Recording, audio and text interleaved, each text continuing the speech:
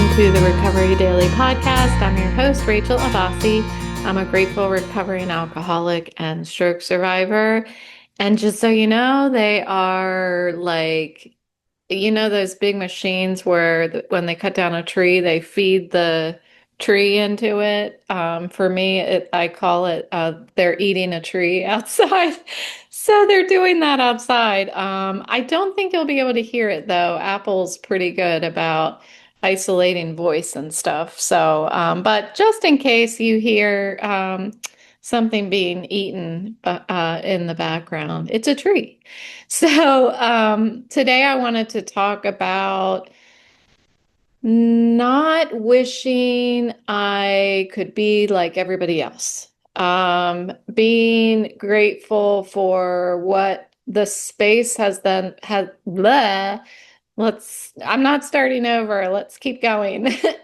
Being grateful for the space that's been left open by the things that initially felt like they were missing in my life. So, specifically drinking, specifically living with a disability and chronic pain. So, it's really, I don't want to say acceptance because we talk about acceptance all the time. It's almost like I'm taking that apart a little bit and peeling back the onion and talking about like what it felt like in the early days to feel like I wish I was like everybody else, wishing that I could drink normally like other people, wishing that I didn't have to worry about drinking, that I didn't have to have my guard up, that I couldn't relax. That's what it felt like. It felt like, well, I want to be able to relax like everybody else. And um, go figure, I can relax actually, I can relax better because it's real relaxation. I've learned how to mentally let things go and process them and talk about them. So the relaxation that I do today is very different, and I feel like much better than the relaxing that I was trying to do when I was drinking. I wasn't relaxing, I was chemically shutting down. And therefore the stuff that I was stressed about was not going away. It was just being condensed down into my dark place while alcohol just sat on top of it. And then when the alcohol dissipated, it just ballooned back up and consumed me, all of that stress. So it's interesting really to be where I am right now in sobriety 9 years later and being able to look back and be like, yeah, I mean, for a really long time, I was feeling jealousy around people that got to drink. And I am a little leery about, I've been talking about how we're moving, and I've been feeling a little leery about how I'm gonna be exposed to drinking much more than I have been over the past 9 years.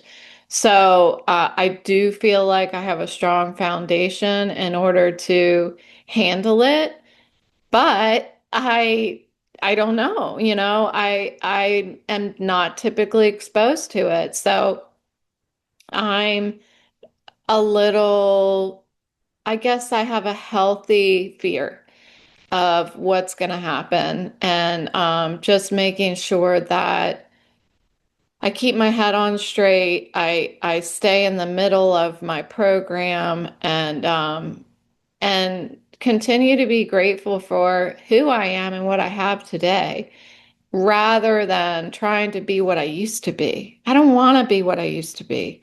Um, it's it was a lonely place where I used to be. And that's no offense to all of my beautiful friends that I had back then.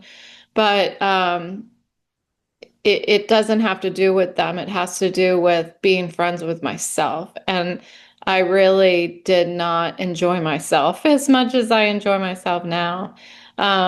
And then fast forward to stroke recovery, there's a parallel there, wishing that my eyes and my vision worked like everyone else's. When I get to this new property, we are by a lake, a gigantic lake, and there's boats and all these things. I'm not going to be able to go on the boats. And it's my guess, but we'll see. I mean, I can't go in the car without shutting my eyes, so I'm assuming I can't go on the boat without shutting my eyes. And I don't know that I want to be on a boat with my eyes shut. But I will be able to, I'm hoping, I'm going to manifest it that I will be able to kayak. I do not kayak very quickly, so it would be like walking. And I think that with practice, I will be able to do that. I'm going to manifest it, people. But I suspect that I'm going to have some of those feelings of jealousy when I meet new people and they are all going to go out on the boat for the 4th of July or do some of these things that I just can't do. And it's going to be a new level of acceptance, a new level of that awareness that I am different than other people. And I'm going to want to blend in. And I feel like I have this tendency to think, I was thinking about it just this morning. I've been wearing my glasses all day, every day, because I'm trying to like get better and I just haven't been feeling well for several weeks now. So I forced myself to wear my glasses all day, every day. And I was thinking this morning when I was, I don't know, doing something downstairs, and I thought, good for you. You're wearing these glasses and you're not worried about what other people think. I know, doesn't that sound weird? I just spit on myself, sorry.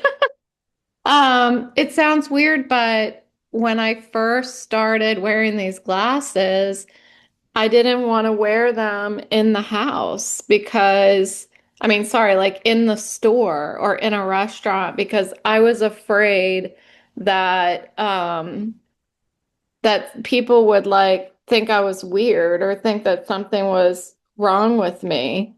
Um, and today I don't care. And that's pretty good. I don't care. I need it.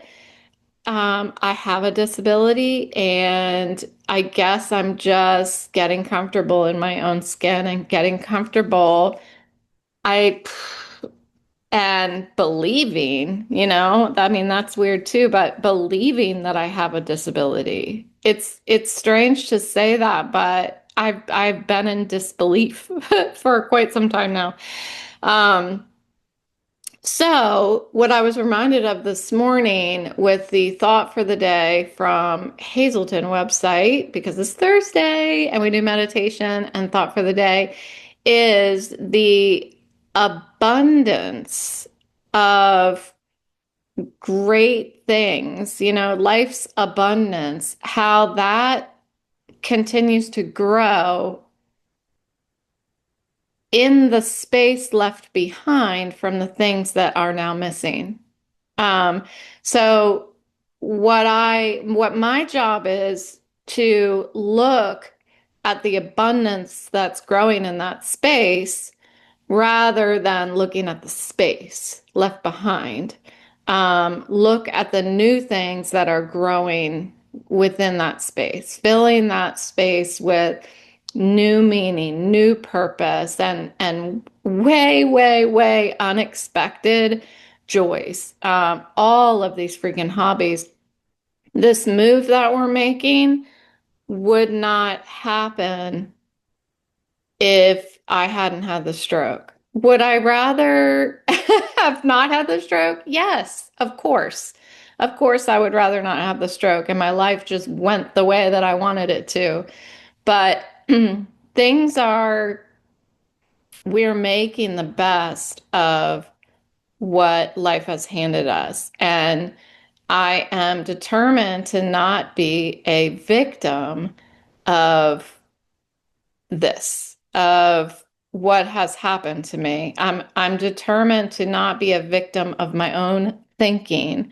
Um, if I live in this mentality of if only this, if only that, if only I was like them, I could go water skiing. I mean, I can't go water skiing. This is the first time I've thought about that, but you can water ski on this lake. This is the first time I've thought about water skiing. I'm not going to be able to do that. And I'm not an avid water skier. I have water skied before, and go figure, I'm kind of okay at it. I'm able to hold on and purposely go in the direction that I want to go. But no more. I think the last time I water skied, I did a good job. So let's just check that off the list. So replacing the longing of not being able to water ski with gratitude for survival and the life that I have. When I get down on my knees before I go to bed and I thank God for my sobriety, for not smoking, for having the willingness to recover, and I thank God for my body, that takes on a whole new meaning than it ever did. I never thanked God for my body until I had a stroke. And isn't that something? I'm grateful that I have gone to so many doctors since my stroke, and they have found nothing else wrong with me. Um, I have something called um, oh boy, I can't remember the name of it. I never forget the name of this. But anyway, it's factor V Leiden. And it's like a blood disorder that leans you towards clotting. It's easier for you to clot than other people. And having taken birth control, having the vaccine, and having this disorder, they think that that might have been the reason why I had the stroke. They don't know. They're just making shit up. But with all of these tests that I've had, um, they found nothing. They found nothing. And that is so much to be grateful for, that I have a healthy body. With all of the parts of me that they have checked out and have found nothing wrong with me, man, I should be grateful for that. And so that's what I do. I have a lot of gratitude for surviving what I have in my life, surviving extreme alcoholism, and surviving having a stroke. And this morning, as I was listening to my second sobriety meeting, I was hearing a story about a young woman who passed away in a car accident. She was drinking and driving. And I thought, I need to be grateful for that too. I had every reason to be her, to have that happen to me, and it didn't. And I need to be grateful for that. I need to be actively grateful for what has not happened to me. Today, the idea of drinking, like I don't look at people right now, I'm talking about how this may, I don't know if it may change when I go to this new neighborhood and there's people drinking and we're on this lake and there's boating and all that stuff. I don't know. I'm prepared for what may come. But today, I don't want to be like somebody who drinks, because that the idea of drinking and not being 100% present is about as uncomfortable to me as sleeping on the street. That's what the idea of drinking is like for me today. And that's pretty coincidental, because if I did drink, I probably would be sleeping on the street. So I'm finding a lot of comfort in my own skin. And I trust that with time, stroke recovery will bring a comfortable place as well, where I no longer wish to be like other people and celebrate my own uniqueness and my own strength, despite what has happened to me, and having that gratitude for surviving both alcoholism and stroke, and for the lessons that each has brought to me, for what I've been able to share about my experiences, and helping others, like living abundantly in the life that I have now. So I work on letting go of those comparisons as a measure of worth. Um, I work on leaning into the gifts of my journey, no matter how freaking difficult they have been. Again, my mom sent me her inspirational card that she opened a couple days ago. That was like, I mentioned it yesterday, like the harder the things are that we go through, the greater the gifts that come out of that. And that's what I feel has happened with me. So I'm just going to keep talking about it. Choose daily to live fully despite my differences.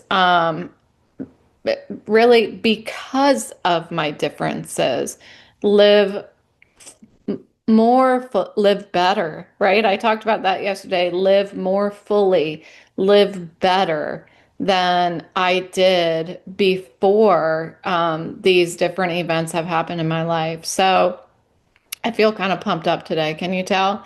Thanks for listening, and I will talk to you tomorrow.